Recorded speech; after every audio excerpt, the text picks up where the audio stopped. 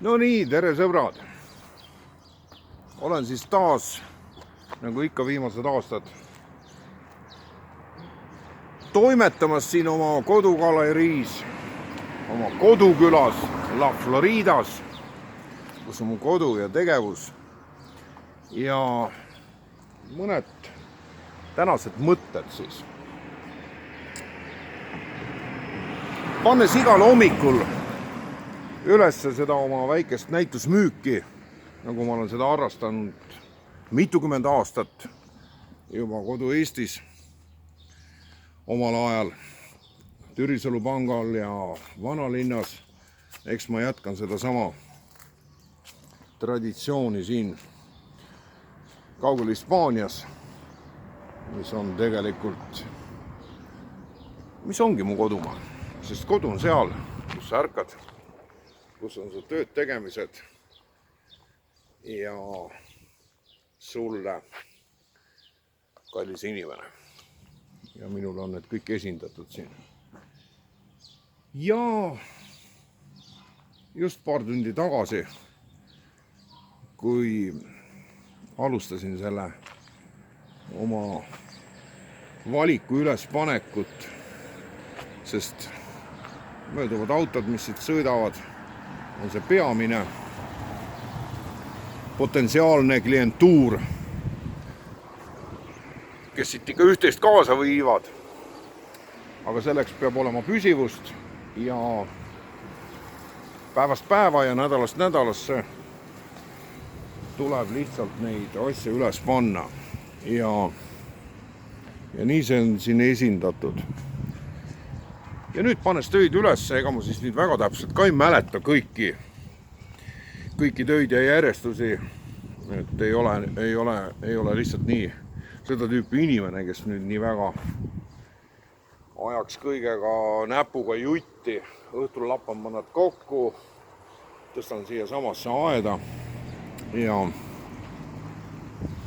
hommikul siis uuesti välja ja kõige parem aeg ongi siin Hispaanias, kuna päeval teadupärast läheb väga kuumaks ja on see nii-öelda siesta aeg, kui kõik kärssab ja Hispaanias on suvi sellel aastal varem kohale jõudnud.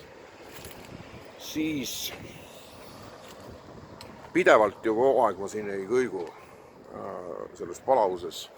Usaldan lihtsalt seda, et las nad siis olla ja kui kellelgi on väga tõsine huvi, eks ta siis leiab siit väravast tee ja siis saame juba juttu edasi jätkata.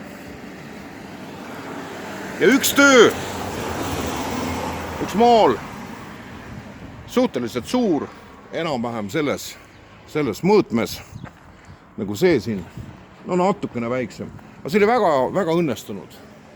Hea niisuguse kvaliteet lõuendil ja seda maali enam ei ole. See maal on ära varastatud.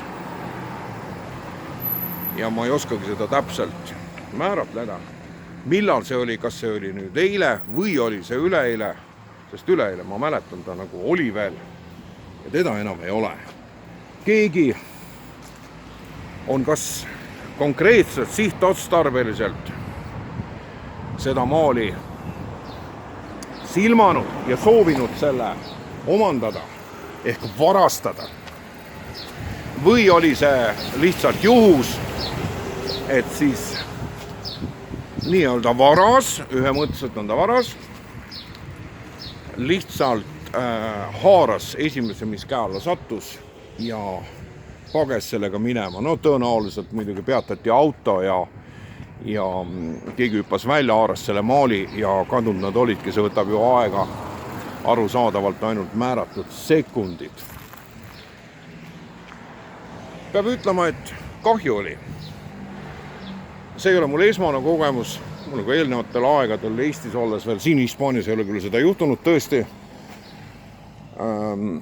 On juhtunud seda, nendel välinäitustel, välimüükidel on varastatud maale ja nii et see kogemus on mul täiega olemas. Aga ega see ei muuda tõsiasja, et see on õudselt ebameeldiv. Ja see hakkas nutma selle peale, see oli talle väga armas maal, see talle nii väga meeldis, küll ta rääkis, oi, see mulle nii meeldib, see maal ja et ei Rootsi kohe seda ära müüa ja nii edasi. Noh, lõpuks on maalid on ju ikkagi kunstniku leib ja meie ühine leib ja selge see, et kõik on müügiks. Aga kui sult varastatakse maal ära, nii kallid nad nüüd ka ei ole, et neid oleks vaja varastada. Eks ta muidugi mõjub laastavalt ja teeb haiget. Endalgi võttis nagu nutu maitse sisse. Ja ega see ka ei lohuta nüüd nagu ikka. Peaks olema siis nüüd esmane ja mind on lohutatud nendel eelnevatel aegadel, kui on juhtunud, et on maalid varastatud. Tallinna vanalinn oli narkomane täis. Neid varastavad kõike, mis käe alla satub, millest on võimalik saada see gramm seda kuradi heroiini ja nad on valmis kas või oma ema maha müüma, et saada see unustustunne. Eks sama on ju siin oluliselt kõrgema elatustasemega riigis, aga igal pool on seda saastaliik veel ja ega siis nüüd keegi ei varastanud seda maali ära selleks, et koju viia ja nautida seda maal, mille hind oleks sõltuvalt pakkumisest. Alates 300 eurost, kuskil 3, 4, 5, 600 euro vahel, sõltuvalt sellest, kuidas keegi kaubelda oskab. Ja mida ma selle kõigega tahan öelda?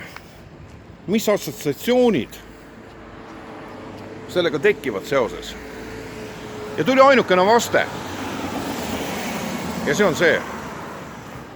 Siis valvake kogu aeg, sest ei tea tundi ega hetke, mil varas sisse murrab. See on Uus Testament, see on piibel, see on Jumala sõna. Ja päris tuntud kirjakoht, seda ju kasutatakse päris aktiivselt elu erinevate ilmingute kommenteerimiseks. Siis valvake kogu aeg, sest ei tea seda tundi ja hetke, mil varas sisse murrab. Ja see oli siis minu jaoks sõnum, mis nagu lohutas, et ma ei valvanud piisavalt palju ja ega ma ei hakka nüüd rohkem valvama ja kuidagi teistmoodi käituma. Ma loen seda loomulikuks kaduks, nagu see on kõigis elutoimingutes, kõik, kes midagi loovad, rajavad, siis on siin alati sisse kirjutatud loomulik kadu, mis on osa olemise seaduspärasusest, et osad asjad peavadki hävima, taanduma, kaduma, muutuma.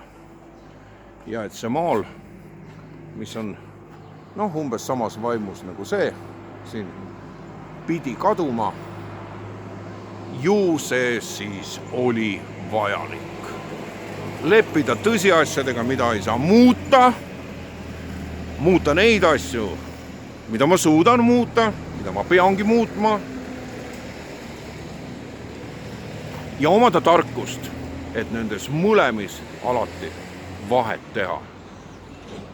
Muutmatutel tõsiasjadel ja muudetavatel. Selline mõte. Kurb on muidugi see, et ma tõesti väärtustasin seda tööd. Ma väärtustan ka seda tööd. See töö on mulle endale väärtuslik. Neid ei ole nii väga palju jäänud, mis on mulle tähtsad. Aga õnneks on see nii raske monumentaalmaal, et seda siit ära pätsata on natukene problemaatilisem. Ja seda enam muidugi teeb kurvaks see, et praeguse seisuga ma ei maali, mul ei ole seda feelingut. Aastakümneid ei ole mind nii-öelda vaim maha jätnud, aga praegu on kätte jõudnud just see aeg, kus kohas ilmselt seondununa kõigi nende protsessidega mis toimuvad ühiskonnas ja üle inimkonna, on nagu ära võetud selline soov, ehk nagu ei ole vaimu praegu oma töö tegemiseks. Aga võib-olla selle peale oligi hea, et see maal ära virutati, varastati, kõrvaldati minu omandusest. Võib-olla see ongi märk, et vaim tuleb tagasi ja parandan oma ateljee katuse ära, mis on lootusetult puruks talvetormide tulemina, ja hakkan uuesti maalima. Vaat niisugune mõte. Nii et valvakem, sest me ei tea tundi ja hetke ette, mil varas sisse murrab. Head päeva sulle!